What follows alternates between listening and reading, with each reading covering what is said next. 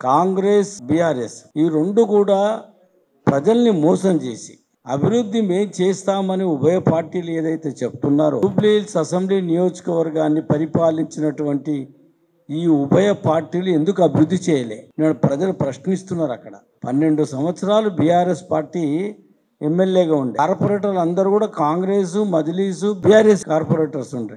Majlis party మతోన్మాద party. ఎవరు అధికారంలో ఉంటే వాళ్ళ పాట పాడుతూ ఏమని వాగ్దానం చేసిన కాంగ్రెస్ పార్టీ 6 గ్యారెంటీలు ఇప్పించారు. మీరు మీ అధ్యక్షుడు ఖర్గే గారు, మీ నాయకురాలు సోనియా గాంధీ గారు, మీ ఇంకో నాయకుడు రాహుల్ గాంధీ గారు, ప్రియాంక గాంధీ గారు అందరూ వచ్చి వాగ్దానాలు చేసిండ్రా లేదా?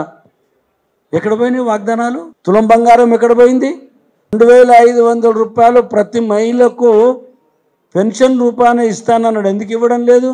57 సంవత్సరాలు దాటినటువంటి వాళ్ళందరికీ 4500 రూపాయలు పెన్షన్ ఇస్తానన్నాడు. ఎక్కడ పోయింది? నిరుద్యోగులైనటువంటి యువకులకు నిరుద్యోగ భృతి ఇస్తానన్నాడు. ఎక్కడ పోయింది? డిగ్రీ చదువుకునే అమ్మాయిలందరికీ ఎలక్ట్రికల్ స్కూటీ ఇస్తానన్నాడు. ఎలక్ట్రికల్ స్కూటీ, మామూలు స్కూటీ కాదు. ఎక్కడ పోయింది? రైతు బంధు 15,000 చేస్తానన్నాడు. ఎక్కడ పోయింది? కౌలు రైతులకు 12,000 ఇస్తానన్నాడు. ఎక్కడ పోయింది? రైతు రుణమాఫీ 2 లక్షలు చేస్తానన్నాడు.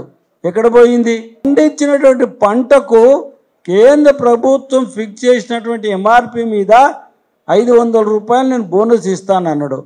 ఖాళీ సన్నాలకిచ్చి చేతులు దులుపుకుందామని ప్రయత్నం చేస్తున్నా, సన్నాలకు కూడా ఇస్తలేడు. ఎక్కడ పోయింది ఇందిరమ్మ ఇండ్లు? ఎక్కడ పోయింది దళిత బంధు? ఇవన్నీ ప్రశ్నిస్తున్నారు ఈనాడు జూబ్లీ హిల్స్ ఓటర్స్.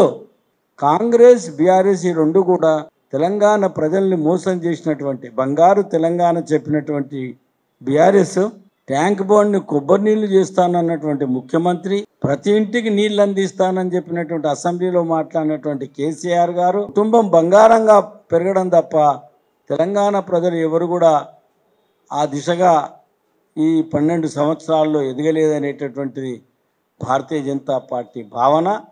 భారతీయ జనతా పార్టీ అధికారంలో తెలంగాణ లేకున్నా 11.5 లక్షల కోట్ల రూపాయలు తెలంగాణ అభివృద్ధి గురించి కేంద్రం నుంచి మా మంత్రులైనటువంటి శ్రీ గంగాపురం కిషన్ రెడ్డి గారి నేతృత్వంలో హైదరాబాద్కు రావడం జరిగింది. ఈ కాంగ్రెస్ టీఆర్ఎస్ని చిత్తుగా ఈ యొక్క జూబ్లీ హిల్స్లో ఓడగొట్టడం ఖాయము.